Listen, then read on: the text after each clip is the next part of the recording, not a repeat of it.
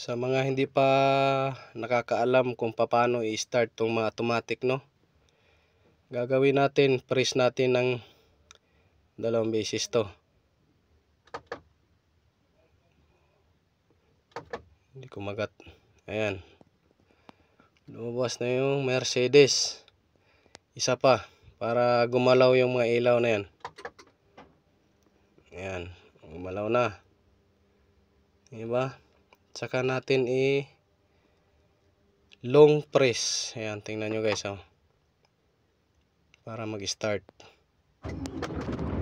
Ayan, diba? Start na. Ganun lang mag-start guys sa mga automatic. Ito naman yung maxi nya. Dapat apakan mo yung brake, saka mo pindutin na ganyan, no? Patay na siya. Ibig sabihin wala na maxi yan. Lain mo lang siyang ganun, no? Pero ito siya guys, kahit di mo na siya galawin guys, buksan mo lang yung pinto. Tingnan mo, ha. Bubuksan ko yung pinto, iilaw yan. Ayan, automatic maxi yan pag nakabukas yung kwan. Kahit di mo nagalawin yan, tingnan mo, kakambyo natin ng D. Ayan, nawawala yan siya guys, di ba? Kahit di mo nagalawin yan,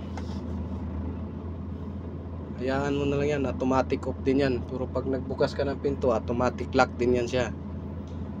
Ayan, lagay natin to sa sa mga hindi lang marunong guys, yung hindi lang marunong ng automatic, ganyan yun siya. Kahit di mo nagalawin to siyang maxi, buksan mo lang yung pinto, tapos pagbaba mo, diba? Buksan natin ulit yung pinto. Ayan, nag-automatic siya. Ganun lang guys, babo. Pag nag-off ka nito guys ng engine, i-off mo yung engine, pindutin mo lang to.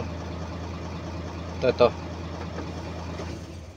Diba? Patay. Ganun lang guys.